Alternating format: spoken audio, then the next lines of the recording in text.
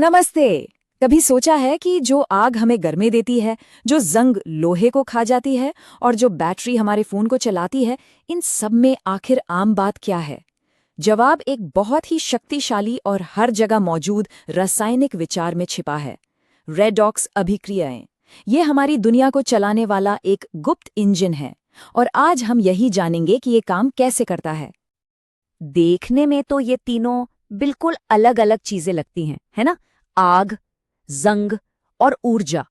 लेकिन एक अदृश्य धागा, एक बुनियादी रासायनिक सिद्धांत इन सभी को एक साथ जोड़ता है। आज की इस बातचीत में हम इसी धागे को पकड़कर उस राज तक पहुंचेंगे जो इन सब के बीच छिपा है। देखिए, रेडॉक्स सिर्फ लैब की चीज नहीं है, ये हमारी सभ्यता के बिल्कुल केंद्र में है। हमारी गाड़ियों को चलाने वाली ऊर्जा, हमारे शहरों को बनाने वाला धातु और हाँ, इस वक्त फोन को चालू रखने वाली बैटरी, ये सब इसी की वजह से मुमकिन है। असल में रेडॉक्स को समझना आज की आधुनिक दुनिया के काम करने के तरीके को समझना है। तो आज हम क्या क्या देखने वाले हैं? सबसे पहले बात होगी आग, जंग और बैटरीज की। फिर हम चलेंगे इसके क्लासिकल आइडिया पर और उसके बाद देखेंगे इलेक्ट्रॉन क्रांति को।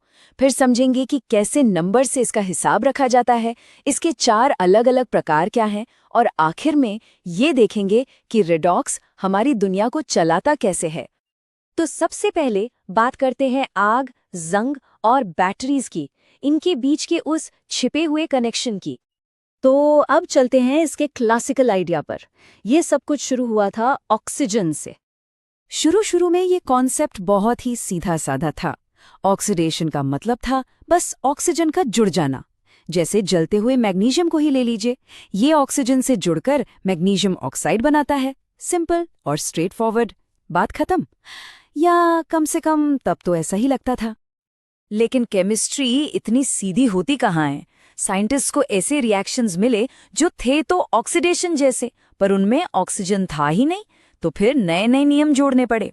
जैसे अच्छा, ऑक्सीडेशन का मतलब हाइड्रोजन का निकलना भी है, या क्लोरीन जैसे किसी इलेक्ट्रोनेगेटिव एलिमेंट का जुड़ना भी ऑक्सीडेशन है।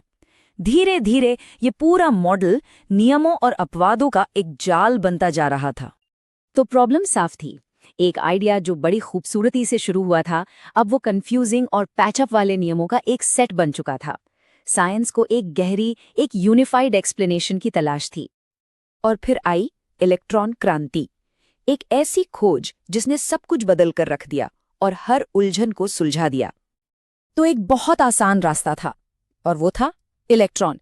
जी हाँ, सारा खेल इसी एक छोटे से लेकिन बहुत ही ज्यादा शक्तिशाली कण का था। यही वो सफलता थी जिसने सब कुछ आसान कर दिया। आइए देखते हैं कैसे। और ये है वो मॉडर्न डेफिनेशन जिसने सब कुछ बदल दिया। ऑक्सीजन और हाइड्रोजन को भूल जाइए। रिडॉक्स रिएक्शंस का असल मतलब है इलेक्ट्रॉन्स का ट्रांसफर। एक चीज इलेक्ट्रॉन खोती है तो दूसरी उसे हासिल कर लेती है। बस इतना ही सिंपल है और उतना ही खूबसूरत। इसे याद रखने का एक बड़ा आसान तरीका है OLI रेग, मतलब ऑक्सीडेशन इज लॉस और रिडक्शन इज गेन। किसका? इलेक्ट्रॉन्स का। अब ये जो एजेंट शब्द है ये थोड़ा कंफ्यूज कर सकता है, तो इसे ऐसे समझिए। जो चीज इलेक्ट्रॉन खोती है यानी ऑक्सीडाइज होती है, वो दूसरी चीज को इलेक्ट्रॉन पाने में यानी रिड्यूस होने में मदद करती है। इसीलिए वो एक रिड्यूसिंग एजेंट है। और ठीक इसका उल्टा, जो इलेक्ट्रॉन हासिल करता है यानी रिड्यूस होता है, वो ऑक्सीडाइजिंग एजेंट है। इस नए तरीके की सबसे अच्छी बात यह है कि हम रिएक्शन को 2 हाफ रिएक्शंस में तोड़कर देख सकते हैं। एक हिस्सा जहां इलेक्ट्रॉन का लॉस हो रहा है यानी ऑक्सीडेशन, और दूसरा जहां इलेक्ट्रॉन का गेन हो रहा है यानी रिडक्शन। इससे हमें हर एक इलेक्ट्रॉन के सफर को ट्रैक करने में मदद मिलती है, जो इन रिएक्शंस को समझने और कंट्रोल करने के लिए बहुत जरूरी है। चलिए इसे एक बहुत सिंपल एग्जाम्पल से देखते हैं। एक न्यूट्रल सोडियम एटम से शुरू करते हैं। जब ये एक इलेक्ट्रॉन E- खो देता है तो ये एक पॉजिटिव चार्ज वाला सोडियम आयन यानी Na+ बन जाता है।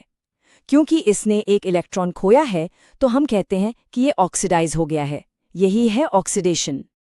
ठीक है, तो जब इलेक्ट्रॉन पूरी तरह से एक जगह से दूसरी जगह चले जाते हैं तब तो उन्हें ट्रैक करना आसान है। पर तब क्या होता है जब वो सिर्फ अनइक्वली शेयर होते हैं? इसी के लिए केमिस्ट्स ने एक तरह का अकाउंटिंग टूल बनाया जिसे कहते हैं ऑक्सीडेशन नंबर। अब इन ऑक्सीडेशन नंबर्स को कोई असलियत की चीज मत समझिए, ये बस एक बुककीपिंग का सिस्टम है। ये एक तरीका है जिससे हम ये मान लेते हैं कि एक मॉलिक्यूल में इलेक्ट्रॉन किस एटम के पास हैं, ताकि हम ये हिसाब रख सकें कि रिएक्शन के दौरान कौन इलेक्ट्रॉन गेन कर रहा है और कौन लूज कर रहा है। तो इस हिसाब किताब के कुछ बेसिक रूल्स हैं, जैसे कोई भी एलिमेंट अपनी प्योर फॉर्म में हो तो उसका ऑक्सीडेशन नंबर 0 होता है, लेकिन जब कोई एटम इलेक्ट्रॉन खोता है तो उसका ऑक्सीडेशन नंबर बढ़ जाता है और यही ऑक्सीडेशन है। और अगर वो इलेक्ट्रॉन हासिल करता है तो उसका ऑक्सीडेशन नंबर घट जाता है और वो रिडक्शन है।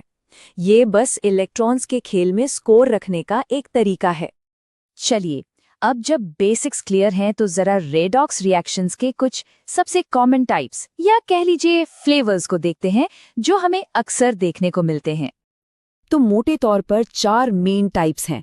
पहला है कॉम्बिनेशन, जब दो चीजें मिलकर एक हो जाती हैं, जैसे कार्बन और ऑक्सीजन मिलकर CO2 बनाते हैं। दूसरा, डीकॉम्पोजिशन, ये ठीक इसका उल्टा है, जब कोई एक चीज टूटकर 2 या ज्यादा में बट जाती है। तीसरा है डिस्प्लेसमेंट, ये एक तरह का पार्टनर स्वैप है, जहां एक एलिमेंट आकर दूसरे को उसकी जगह से हटा देता है। और चौथा, डिस्प्रपोर्शनेशन, ये थोड़ा अजीब है, इसमें एक ही एलिमेंट का ऑक्सीडेशन भी होता है और रिडक्शन भी, एक ही रिएक्शन में। और अब बात करते हैं कि कैसे रेडॉक्स हमारी दुनिया चलाता है। हम इस पूरे कॉन्सेप्ट को, इलेक्ट्रॉन्स के इस मूवमेंट को इंसानियत की सबसे बड़ी खोजों में से एक से जोड़ेंगे, बिजली से। ये देखिए, ये कमाल है डैनियल सेल का, जो शुरुआती बैटरीज में से एक थी। होता क्या है, एक तरफ जिंक ऑक्सीडाइज होता है यानी इलेक्ट्रॉन छोड़ता है, दूसरी तरफ कॉपर रिड्यूस होता है यानी उन इलेक्ट्रॉन्स को ले लेता है। लेकिन ये सीधे सीधे नहीं होता। इलेक्ट्रॉन्स को कॉपर तक पहुंचने के लिए एक बाहरी तार, एक वायर से होकर गुजरना पड़ता है, और तार से गुजरते हुए इलेक्ट्रॉन्स का यही फ्लो, यही तो इलेक्ट्रिक करंट है। आज हम जितनी भी बैटरीज इस्तेमाल करते हैं उन सबका बेसिक प्रिंसिपल यही है। तो इस तरह आग की गर्मी से लेकर एक स्मार्टफोन की चमकती स्क्रीन तक हमने देखा कि रिडॉक्स रिएक्शंस असल में बदलाव की केमिस्ट्री है। ये इलेक्ट्रॉन्स का एक ऐसा अदृश्य डांस है जो हमारी दुनिया को पावर देता है। सवाल बस ये रह जाता है, अब जब हम इस डांस के स्टेप्स को समझ गए हैं तो भविष्य में हम इससे कौन सा नया संगीत बना सकते हैं।